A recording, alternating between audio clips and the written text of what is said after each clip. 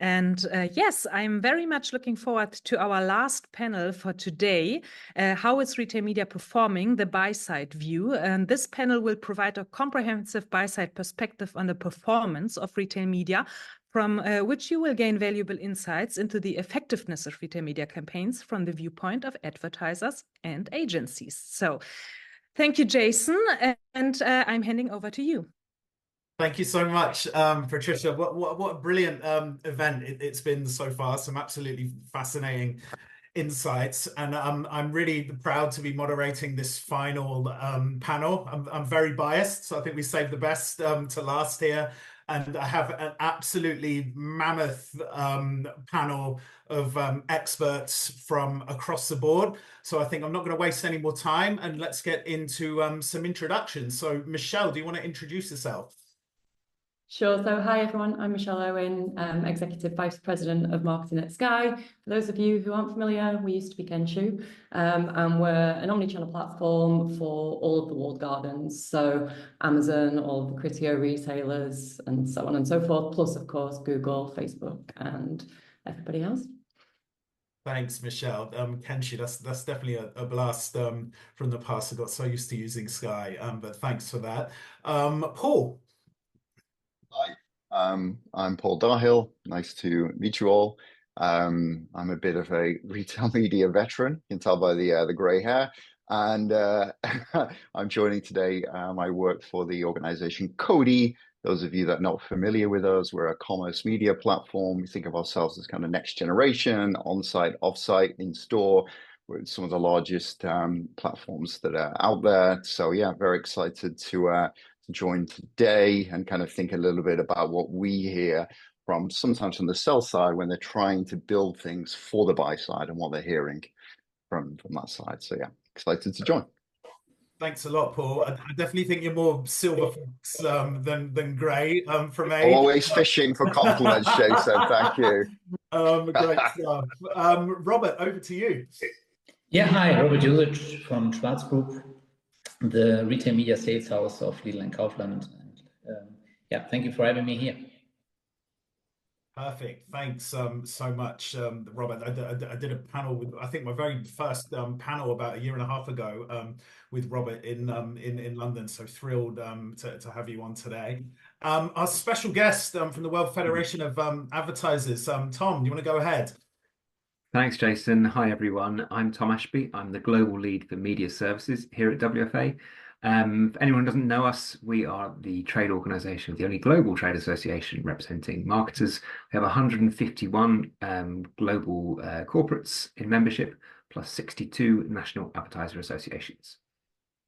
Amazing. Great to have you on, Tom. And last but certainly not least, Andreas. Hi, everyone. My name is Andreas Preuer. I represent Moloco here.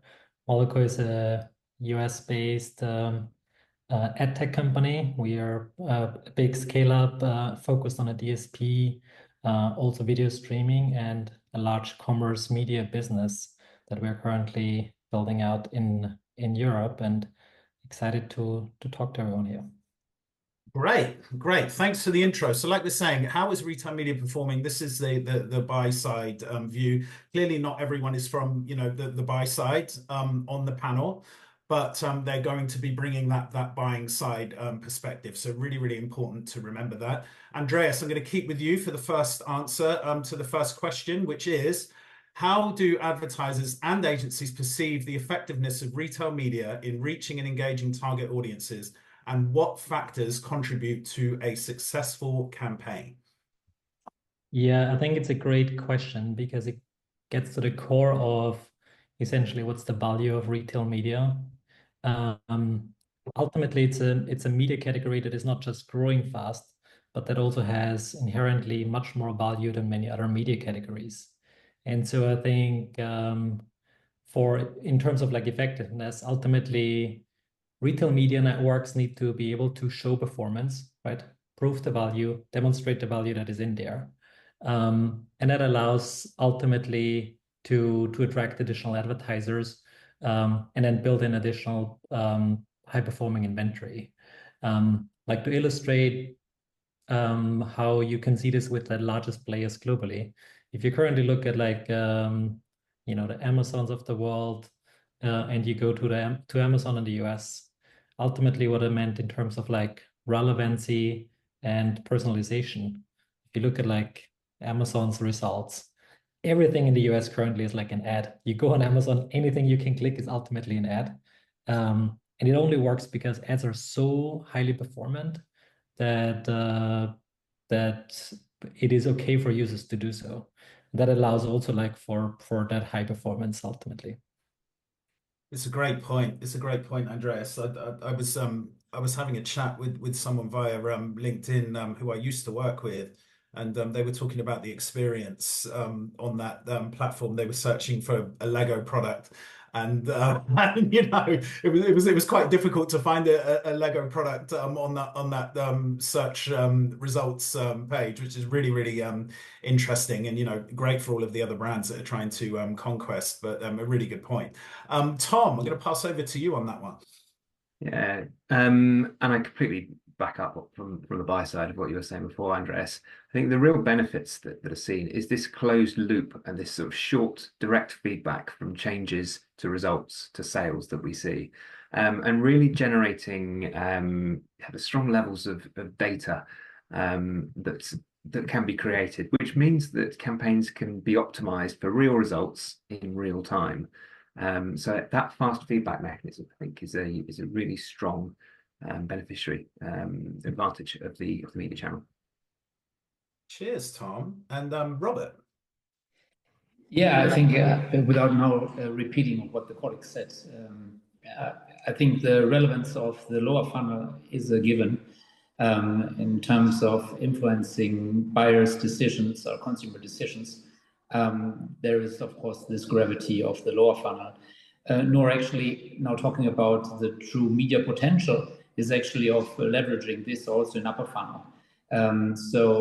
With actually providing corresponding target audiences, but most important, the ability to measure the true effectiveness of every digitally addressable media channel is actually changing the picture for the next years. And I'm more than sure that if we talk about media in like 10 years from now, there will be hardly any digital channel remaining which is actually not being measured with the true effectiveness it has achieved in terms of changing customers' decision towards a certain direction.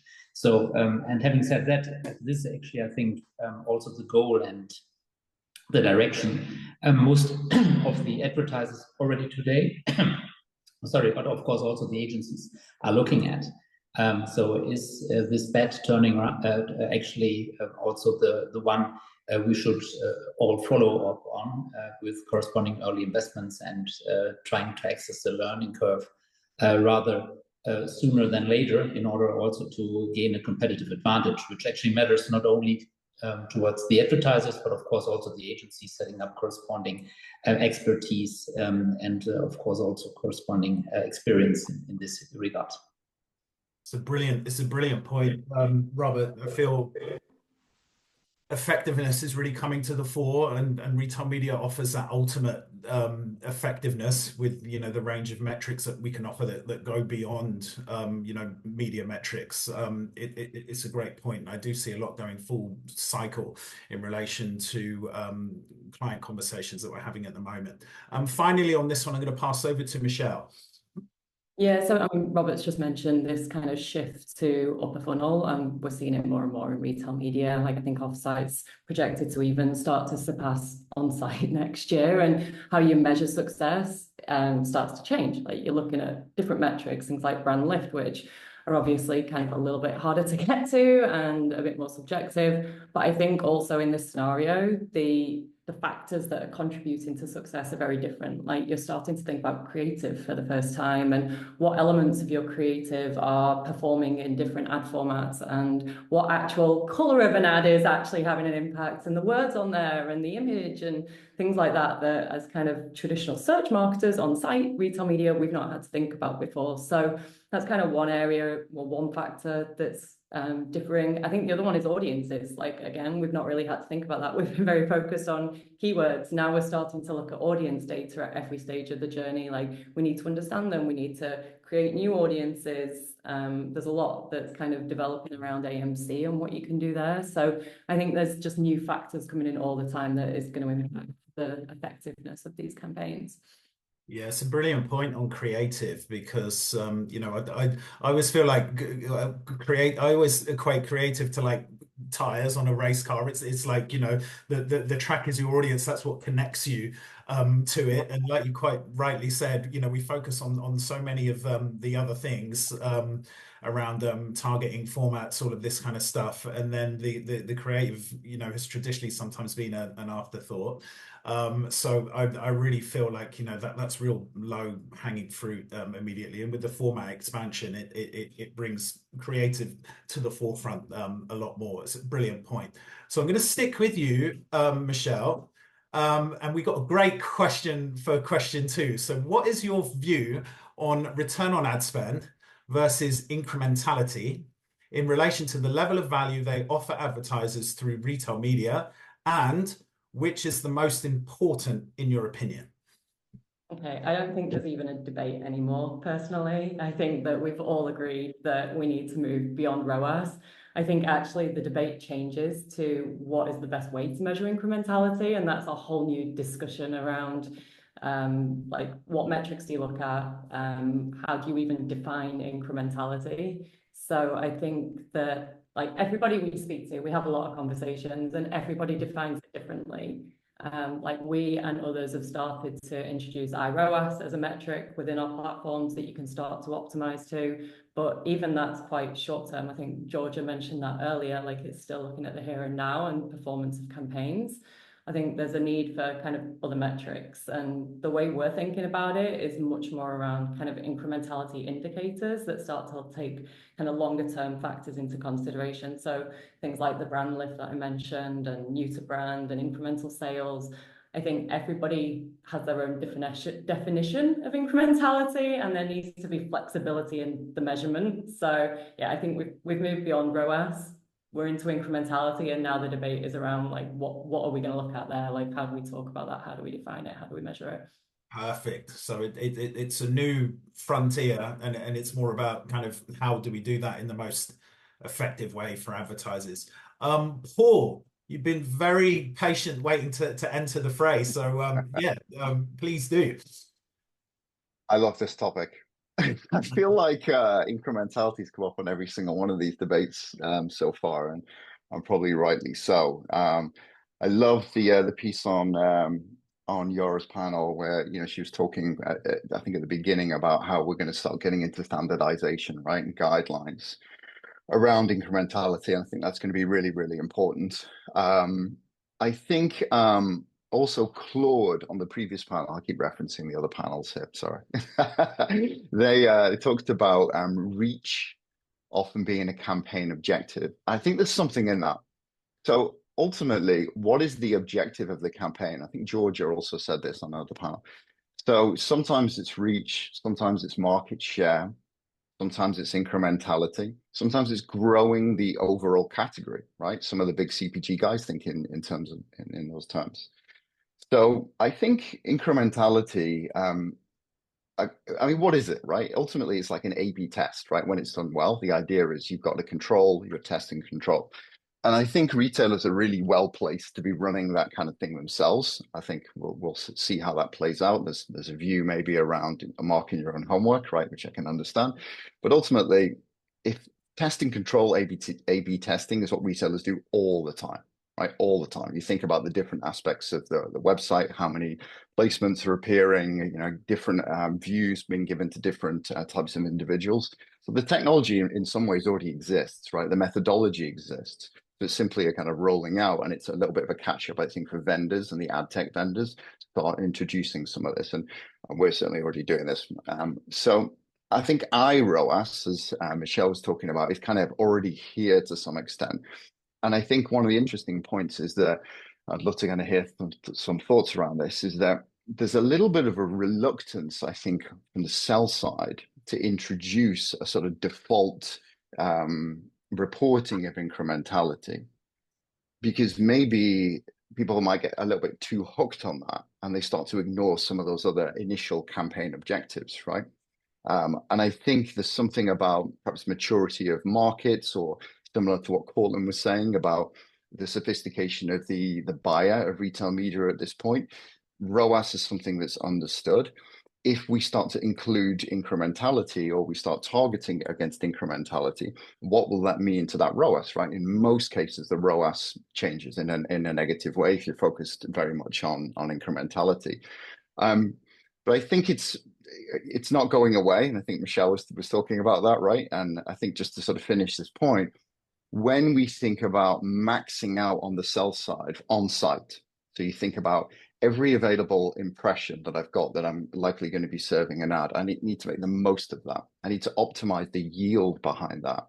But I do think it is a smart way to start to think about, is this really, you know, a useful thing for that individual to see? Does it make sense from an ad revenue perspective in the long term? So I think yield optimization will end up kind of driving the uptake of incrementality in some ways, where we start to think about every individual impression in that way and the best possible value that I can get out of that impression. So I'll kind of leave that there. There's a lot in there. Sorry, Jason. Yeah, no, that's great, Paul. A lot to unpack. And I feel like sort of underlying that, what I was getting from that as well is you know, the goals of the advertisers, and you know, where do they then sit on the spectrum of what's the highest priority KPI, you know, based on the tactic for, you know, a campaign or a line within a line item within the campaign, for example. But no, incredibly insightful. I'm going to pass that over to Andreas now.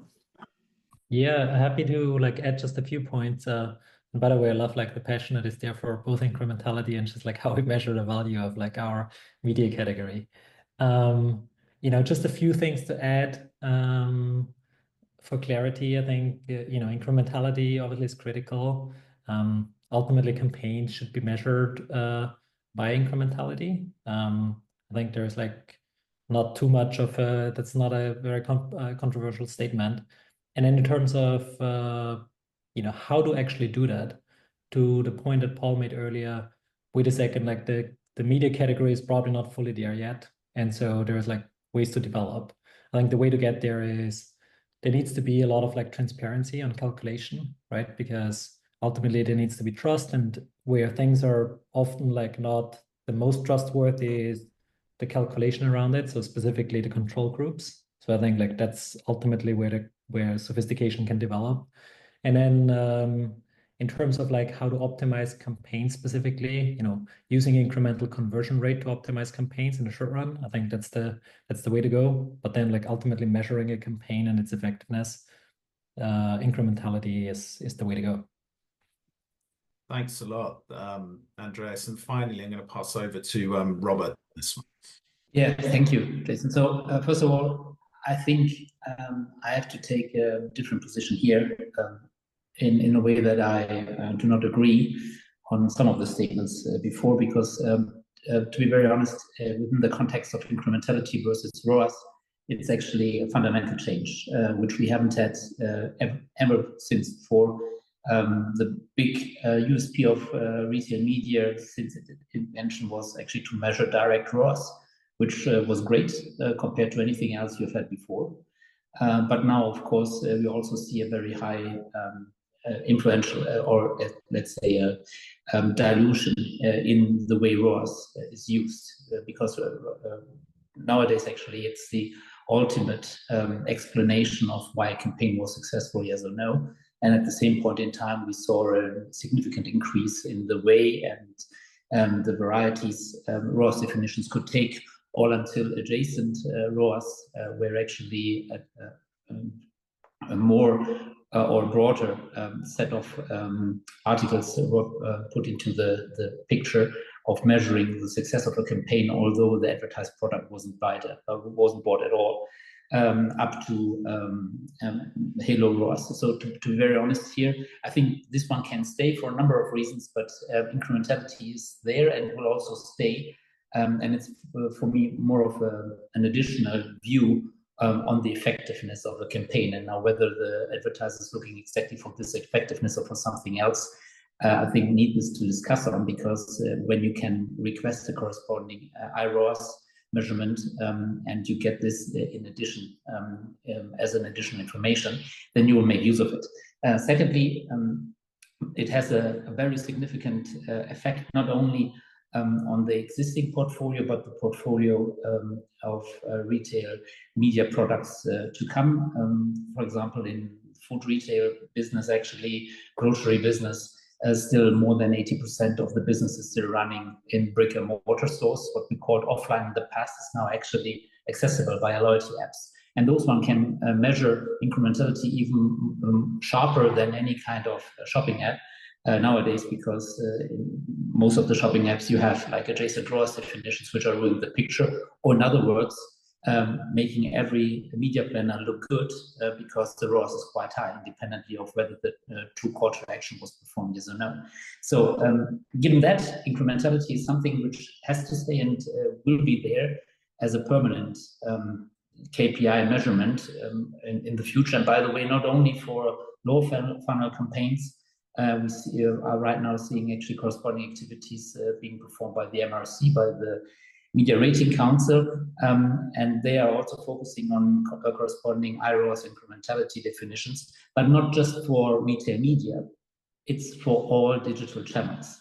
So what I've mentioned before, so I have actually a very strong position in terms of the importance of incrementality, because it is there to stay. It's a transparency we haven't seen ever before. And it is actually no contradiction in a way that you might end up into those discussions about brand focus or performance focused campaigns, because in future, in terms of KPIs and transparency, you get the same set of KPIs for both kind of campaigns. And then it's up to the advertiser of what is actually the primary focus. Thank you so much, Robert, and you know, appreciate the strong perspective on that. You know, very, very clear message that, you know, it's absolutely here to stay. It should be consistent, and it should be front and center above anything else. So excellent points of view. Question number 3, and I'm going to go to Tom first on this one, who patiently sat out question number 2. So to what extent do you think fragmentation of retail media buying in Europe is a challenge for advertisers, and what are the solutions? That's a good question, and I think it may depend on the particular advertiser and their own strategy, of course, in terms of the number of networks that they partner with and which networks they partner with. I believe when we speak to lots of advertisers, yeah, fragmentation is a challenge. Getting to know different standards or different customer experiences, different ways of working, that is difficult. But I don't think fragmentation is necessarily a bad thing in itself. The difficulty comes from the challenges that fragmentation creates, such as standards, KPIs, what data is available from different platforms, what to expect from difference, and of course what an advertiser can do with that. Certain acronyms, certain KPI acronyms mean different things from different networks. Really, the buy side wants to buy from a competitive market, suppliers trying to win their business. And this means that really there are reasonable levels of fragmentation that are inevitable. And it is through that market standards improve. It is through competition with one person on the sell side trying to outdo the others to justify a place on the schedule. So not only do I think it's probably inevitable, I think it is probably desirable. Having said that, the key word is reasonable levels of fragmentation. Yeah, where one draws the line between being reasonable and being unreasonable is a topic for an entirely different discussion. And the challenge otherwise, if there is no fragmentation, that means there is just one supplier, and that doesn't mean that there's no competition for dollars. There's no competition for money, for work, or frankly for better standards and returns to all. That's a great point, Tom. You know, reasonable fragmentation. I love that. that phrase. And I think, you know, the competition is so important and should be, you know, foremost in being able to, you know, provide the right level of choice for advertisers. It's a great point. Michelle, I'd love to hear your thoughts on this. Yeah, so I mean, we work with a lot of big enterprise brands on the demand buy side. So it is the #1 challenge we hear about. We kind of jump into the solution. A lot of the brands and agencies that we speak to have tried to solve for this by building their own kind of platforms to manage this all in one place. And we're just seeing, especially over the last 12 months, that the problem's almost escalated because these different retailers, they're working across different platforms. They've all got different APIs. These APIs, like the quality of them, some of them is questionable. Like it's become even more unwieldy and out of control for them to try and keep up with all of this themselves. So I think the reason, obviously, they come to Skai is platform, like huge engineering team. We can keep up with that. It's one place. Like we've removed that complexity. So yeah, I mean, it's natural that for us, it's the #1 thing we hear about because it's the #1 challenge that we can solve for. It's a great point, Michelle, and particularly with my sort of background as well.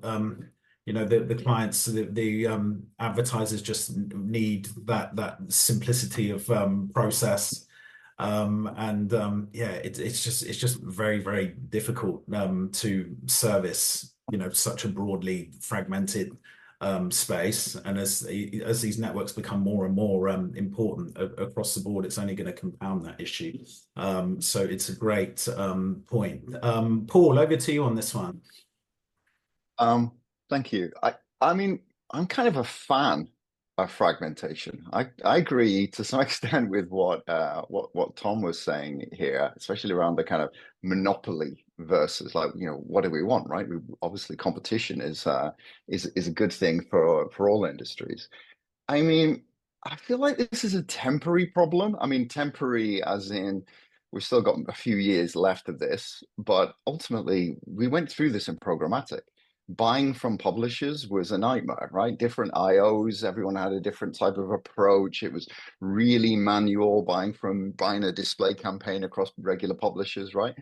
And then, you know, standardization came in, which is what we're on that journey with at the moment. Interconnectivity improved. The ability to buy by your platform of choice was realized, and you can sit on whichever demand side platform it is. And then that enabled us to buy multiple different, you know, hundreds of different publishers, you know, and we can talk about the positives and negatives about programmatic and the journey we went on. But ultimately, that's an extremely, I mean, the publisher world is extremely fragmented. And yet we've been able to resolve that. So I think in some ways, I think that once we can get some of those elements around not just standardization, but flexibility, so allowing me as the buyer to be able to kind of maybe pick the audience that I need to, or define the attribution in the way that makes sense for me, and be able to do that across a range of different retailers, then I think the issue of fragmentation goes away. If I've got a buying point that I can go in and manage that and optimize across that in one place and get the reporting in one place, fragmentation is fine, right? Whatever number of retailers it is. And I think it's important we're talking about this issue in Europe, because fragmentation, as we know, market by market, the leading retailers are often going to be specific to those markets. So if I'm a P&G or a Unilever and attempting to buy, you know, across the region, it's very, very complex at this point. But I do think there's a route out of this, because this is a problem we've solved before in digital media. Excellent. Thank you so much, Paul. And unfortunately, we're the victim of going last and being a bit squeezed on time. We did have one more question, but we need to cut that short. So I just want to get a final answer from this one on the fragmentation from Robert, if that's okay, and then we'll wrap this panel up. Jason, I'll make it really short. We need to stay humble. Although retail media might have a lot of like strategic, highly relevant USPs moving forward, but it's worth nothing if it's actually not reachable, or if the hurdles are too hard. So we need to lower the bar. And there's only one way to do that, and this is actually ensuring programmatic integration, nothing else. Thank you so much, Robert, for the brevity on that. Appreciate it. So I just want to give a massive thanks. I'm so sorry we couldn't fit the last question in. I know you worked hard putting all of the answers and having a think about that. I promise to make that up to you. But thanks ever so much, Michelle, Paul, Andreas, Robert, and Tom. And I'll pass back to Patricia. Thank you so much for the great discussion. It was so good to hear your thoughts on this, and I would also love to hear the last question. So we will definitely hear it the next time. I hope today we provided a lot of actionable takeaways and fresh perspectives you can all apply to your work.